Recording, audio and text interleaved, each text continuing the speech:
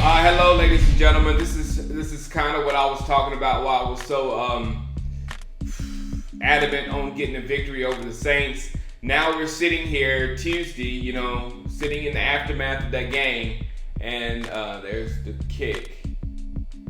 Sitting in the aftermath of that game, seeing the Patriots on the horizon.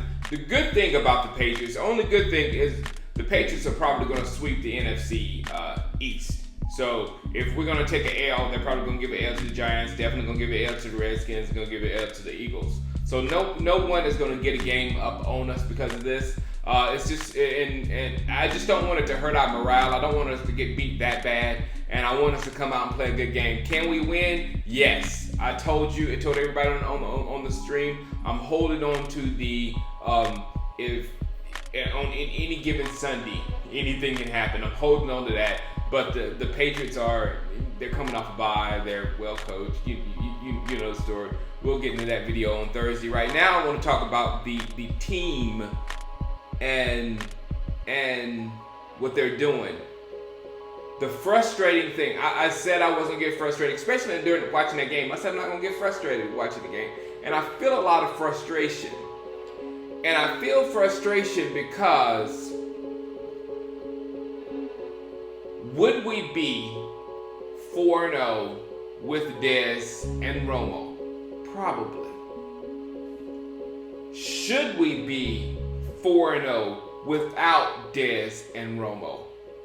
Equally as probable. Equally as probable.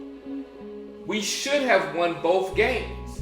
And the reason why we lost both games were deficiencies in parts of the game that we will need once we get Romo and Dez back, especially when we're playing teams like the Packers and the Seahawks and stuff like that down the road.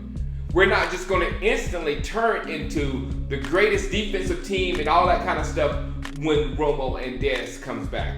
We got work to do. And what really made me upset with the Saints game is what basically lost it twice on the defensive side of the football.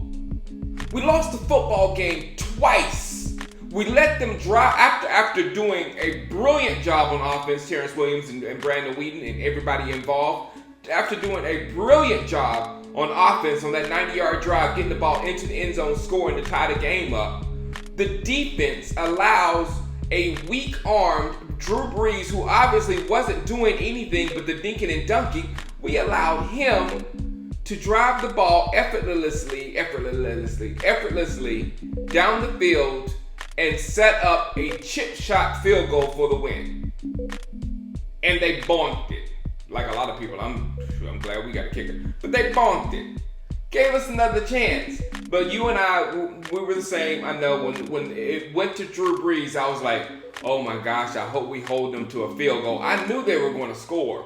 But I was like, oh my gosh, I hope we can hold them to a field goal. And my hopes for a field goal went right down the drain with Barry Church when he missed that tackle on C.J. Spiller. Because I know once you miss a tackle on that guy, he's history. So that was the discouraging thing. It's the fact that we really should be 4-0, regardless of the fact that Romo and Dez aren't here. If we had any type of running game in the second half, again, I'll have to reiterate what I said in the Atlanta game. Those yards in the first quarter, that big chunk by Dunbar and those runs by Randall or whatever, all those were, I don't think he really had a run. But the runs in the beginning are just in the flow of the football game. That could be a run, that could be a pass, so what not. But the runs in the second half, when you have a lead, those are what's important. Those are what's extremely important. Wow, baby girl is screaming in there. So that is what has me a little bit discouraged, because if we lose because Brandon Whedon throws 4 interceptions and the defense gets hung out to dry and all that kind of stuff, totally different. If we lose because of any of the reasons that can be fixed instantly because with Romo and Dez coming back is fine. But the running game, and I think the Dallas Cowboys and the Philadelphia Eagles are learning a valuable lesson this year. The NFL running game doesn't come from thin air, you idiots. The NFL running game does not come from thin air. It comes from hard work. It comes from chemistry. That's what was going on last year.